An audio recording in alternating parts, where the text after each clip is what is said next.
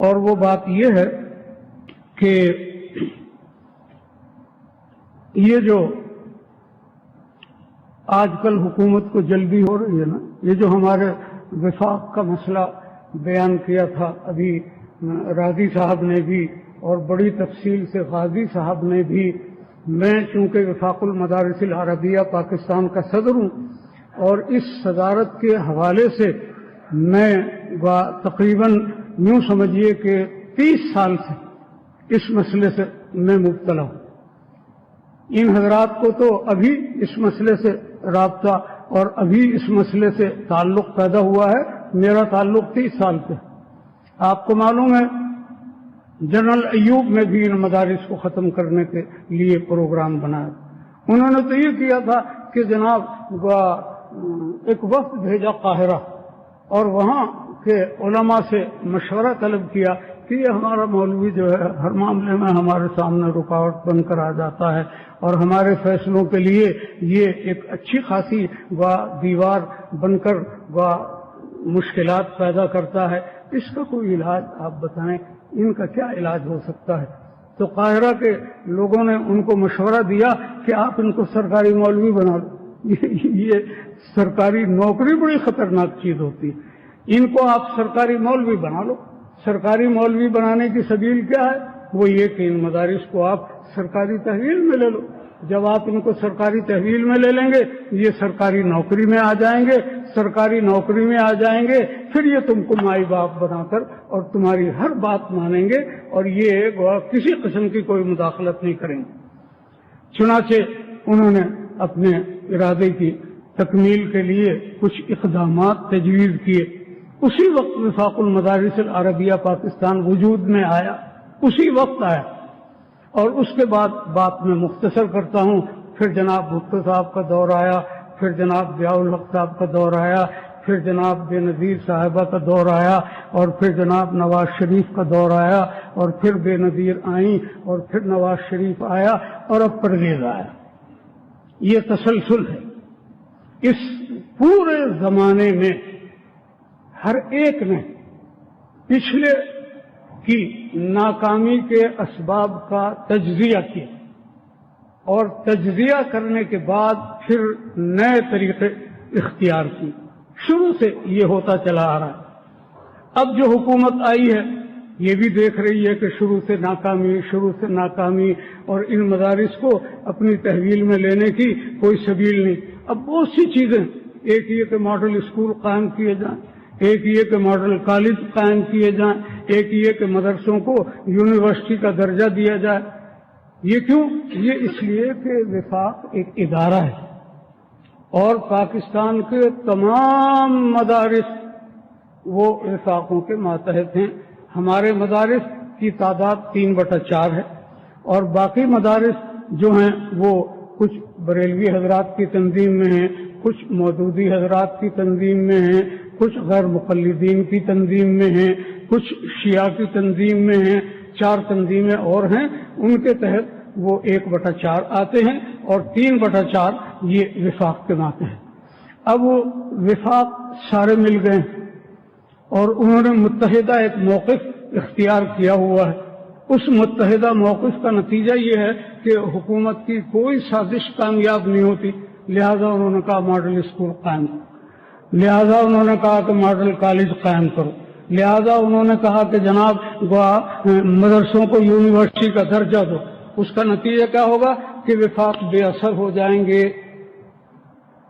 لوگ model school کے ساتھ الحاق کریں گے، لوگ ماڈل کالج کے ساتھ الحاق کریں گے اور لوگ یونیورسٹی بن کر وہ جناب والا اپنا ایک مستقل اور منفرد وجود قائم کر لیں گے اور حکومت کے لیے ان پر ہاتھ ڈالنا بہت آسان ہو جائے۔ یہ ہے اس تجویز کا خلاصہ۔ تجویز دینے والوں کی جتنی بھی بہتر نیت ہو، میں ان کی نیت پر واللہ العظیم کوئی حملہ نہیں کر رہا ہوں، لیکن یہ کہ اس نیت کے اچھا ہونے کے باوجود اس عمل کے نتائج یہ ہوں۔ آج بھاولپور یونیورسٹی آپ کے سامنے موجود ہے، آج آپ کے سامنے عالمی اسلامی یونیورسٹی اسلام آباد کے اندر موجود ہے۔ وہاں سے جو علماء تیار ہو رہے ہیں اور یہاں سے جو علماء تیار ہو رہے ہیں وہ امت مسلمہ کے کام کے نہیں ہیں.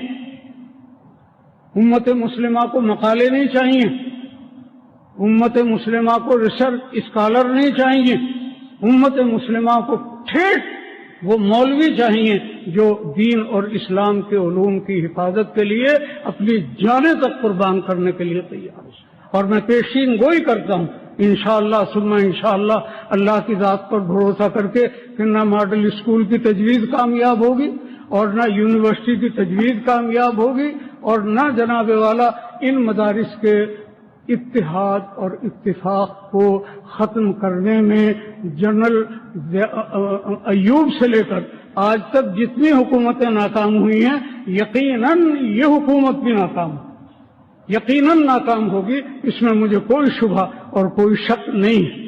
اور باقی یہ کہ بہرحال اللہ تعالیٰ فعال لما یرید ہے، اس کا فیصلہ کیا ہے، اس کے فیصلے کے سامنے ہم سرنگون ہونے کے لیے بالکل ہم وقت تیار ہیں. لیکن ہمیں امید ہے کہ ان جیسے حکومت کے جو لوگ ہیں بد نیت یہ ہمارے نصاب میں تبدیلی کریں. ان کا کیا ہے؟ انہوں نے کیا ہمارے مدرسے بنائے ہیں؟ کیا انہوں نے ہمارے مدرسوں کے اندر کتب خانے تیار کیے ہیں؟ کیا یہ ہمارے اساتذہ کی تنخواہیں دیتے ہیں؟ ایک ایک مدرسے کا کروڑوں روپے سالانہ کا خرچ ہے. حکومت نے کیا دیا؟ جن مدارس کی حکومت سرپرستی کرتی ہے اور جو مدارس حکومت کی زیر نگرانی چلتے ہیں اور جن کے بل پاس ہوتے ہیں، جن کے وزیر ہوتے ہیں، جن کے منتظمین ہوتے ہیں، ان کی خبر لو نا، ان کو صحیح کرو. ان کا حال تو اتنا تباہ ہے کہ جس کی کوئی انتہا نہیں. یونیورسٹیوں پر رنجر کے پہرے لگے ہوئے، یونیورسٹیوں کے اندر قتل و غارت کا بازار گرم ہو رہا ہے، یونیورسٹیوں کے اندر لوگ فارغ ہونے والے وہ سڑکیں ناپتے پھرتے، ان کو نوکری نہیں ملتی. جن کو نوکری ملی ہوئی ہے ان کو نوکریوں سے نکالا جا رہا ہے. اور آپ کو درد ہو رہا ہے، آپ کو غم ہو رہا ہے ان دینی مدارس کا جو آپ کی امداد کو جوتے کی نوک پر ٹھک رہا ہے. وہ بالکل نہیں چاہتے، آپ کی کوئی امداد نہیں چاہتے، نہ آپ کی زکوٰۃ چاہتے ہیں، نہ آپ کی کوئی امداد چاہتے ہیں، نہ آپ کا کوئی کمپیوٹر چاہتے ہیں، نہ آپ کے اساتذہ چاہتے ہیں. وہ آپ کو مبارک ہوں، آپ اپنے اسکولوں اور کالجوں کے اندر ان کو استعمال کریں. میں اتنی صراحت اور صفائی کے ساتھ آپ کے سامنے اس لیے گفتگو کر رہا ہوں کہ یہ جامعہ فاروقیہ کا اجلاس ہے اور میں جامعہ فاروقیہ کا محتمم. میرے اجلاس میں جب اس طرح کے خیالات آئیں اور میں اس پر خاموش رہوں تو میں اپنے آپ کو اخلاقی طور پر مجرم تصور کرتا ہوں. اس لیے میں نے یہ وضاحت آپ کے سامنے کی. اور پھر میں نے آپ سے عرض کیا کہ میں وفاق المدارس کا بھی صدر ہوں اور اس کے حوالے سے بھی ان مدارس کی ذمہ داریاں میرے اوپر عائد ہوتی ہیں. تو اس واسطے میں نے اپنے اس نقطۂ نظر کو آپ کے سامنے پیش کیا. اللہ تبارک و تعالی اس کو قبول فرمائے.